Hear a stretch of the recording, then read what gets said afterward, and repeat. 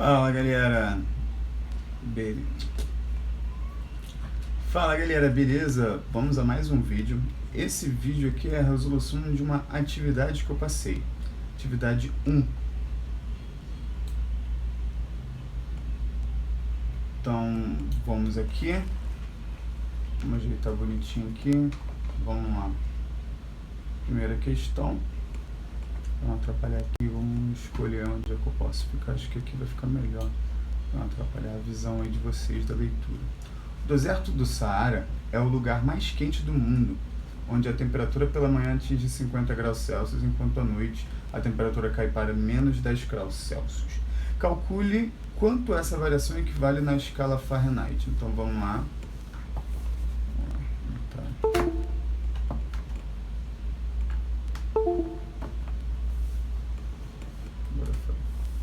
Então aqui ele está querendo saber quanto que vale a variação nessa escala Fahrenheit.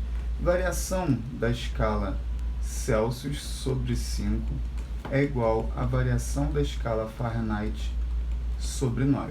É isso basicamente que a gente precisa entender aqui. Eu só preciso saber agora qual vai ser a variação da escala Celsius para descobrir quanto que vale a variação na escala Fahrenheit. A variação na escala Celsius é 50 até menos 10 ou de menos 10 até 50. Então, se a gente for de 50 para menos 10, essa variação vai dar negativa, né?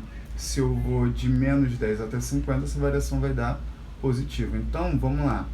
50, que é a final, menos 10, que é a inicial. Então, a variação de temperatura na escala Celsius vai ficar 50, menos com menos mais, 50 mais 10. Isso vai dar 60 graus Celsius.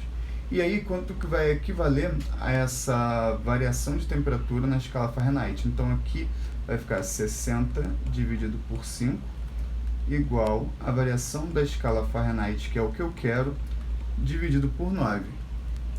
Faz igual cachorro e cruza, multiplica cruzado, né? Vai ficar delta TF, eu posso deixar lá direto 5, 9 vezes 60 dividido isso por 5.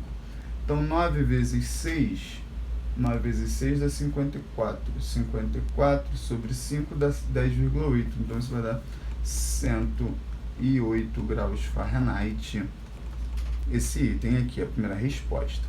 Então, vamos agora para a segunda questão. Calcule essas temperaturas de menos 10 e 50 graus Celsius na escala Kelvin. Passar de Celsius para Kelvin, de Kelvin para Celsius, envolve simplesmente a soma ou subtração de 273. Então, se eu quero Kelvin, eu pego o valor da escala Celsius e somo 273. Então, começando pelo menos 10 mais 273, isso vai dar 263 Kelvin. Então, aqui a gente tem essa possibilidade apenas. Se eu quiser calcular agora a temperatura de 50, vai ficar TK igual a 50 mais 273, que vai dar 323 Kelvin. Opção primeira. Uma pessoa está com uma temperatura de 100,4 graus Fahrenheit. Qual será a indicação da temperatura na escala Celsius? Então, a gente tem que converter agora a temperatura que a gente sabe nessa escala, que é 100,4, para a escala Celsius. Como eu faço essa conversão, time? Então, vamos lá. Primeiramente, TC sobre 5 igual a TF menos 32 sobre 9. Esse 100,4 vai vir aqui, então TC sobre 5, repito, 100,4 menos 32, essa subtração aqui dividida por 9. Lado esquerdo eu vou repetir, então vai ficar TC sobre 5, que eu repeti. Do outro lado, 100,4 menos 32 vai ficar 68,4. 68,4 dividido por 9. E aí que a gente vai fazer, então, esse 5 vai para o outro lado multiplicando, vai ficar 5 vezes 68,4 sobre 9. E aí vamos utilizar aqui uma calculadora. ó, se na hora de provas e tal a gente não tem utilização de calculadora. Perfeito, mas a gente não está na prova. 68,4 vezes 5 dividido por 9. Isso vai dar 38. 38 graus Celsius. A pessoa estaria com febre? Estaria ali com uma febre. Lembrando que qualquer dúvida que vocês tiverem é só você pausar e voltar o vídeo. Caso você já tenha feito isso e ainda assim não tenha entendido, deixe no comentário aí qual é a sua dúvida. Questão de número 6. Um professor de física apresentou uma experiência muito simples de ser feita. Ela consistia em esfregar um pano em um bastão de plástico. Após esse fenômeno, foi possível observar que o bastão começou a atrair pedaços de papel. Isso foi possível porque, então, aqui a gente tem uma eletrização por atrito. Aqui a gente tem uma eletrização por atrito. O que significa? Quando eu tenho um corpo A atritando em um corpo B, um sempre vai ficar positivo e o outro sempre vai ficar negativo. Obrigatoriamente o A vai ficar positivo? Não, o A pode ficar negativo, desde que o B fique positivo. Se eles sempre vão ficar sentidos contrários de um para o outro. E aí, o que ficou positivo perdeu elétrons, e o que ficou negativo ganhou elétrons. Um perde e outro ganha elétrons. Então, necessariamente, não pode ficar neutro. Beleza? Elétrons migraram sim, elétrons migraram sim, elétrons migraram sim.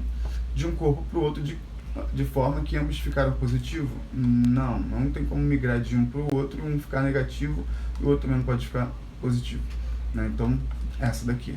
Quando um migra de um para o outro, quando os elétrons migram de um para o outro, um fica positivo e o outro fica negativo. Então, última questão aqui dessa atividade, que é a atividade 1. Um professor de física apresentou uma experiência muito simples de ser feita. Ela consistia em esfregar um pano em um bastão de plástico. Após esse fenômeno, foi possível observar que o bastão começou a atrair pedaços de papel. Por quê? Então, olha só, a gente tem uma pergunta ali do porquê que ficaram eletrizados. Agora a pergunta é por que foi possível papéis serem atraídos pelo bastão. Então, tu já sabe que tanto o corpo A quanto o corpo B ficaram eletrizados. Beleza, na 6 isso, a gente entendeu por que eles ficavam eletrizados. Agora a gente tem que entender por que, apesar de estarem eletrizados, eles foram capazes de atrair papel. Então vamos lá, se o bastão estava positivo, os papéis eles estavam com certeza negativos, eu não posso afirmar isso. Só sei que estava atraindo papel. O papel ele poderia estar positivo caso o bastão estivesse positivo? Não, mas o papel podia também estar neutro. Beleza? Então, essa primeira não pode. Segunda, porque os papéis estavam neutros foram atraídos pelo bastão, independente da carga do bastão. Porque os papéis que estavam neutros foram atraídos pelo bastão, independente da carga do bastão. É isso. Se o papel está neutro, o bastão pode estar tanto positivo quanto negativo, que ainda assim será capaz de atrair os papéis. Beleza? Então aqui, ó, se tiver ambos negativos não podem, assim como se tiverem ambos positivos, porque os papéis que estavam carregados foram atraídos pelo bastão que estava neutro. Isso daqui até seria possível, mas a gente já sabia que o bastão não estava carregado e a gente não sabe quais são as cargas dos papéis. Vocês entenderam? Então, obrigado por assistirem até aqui.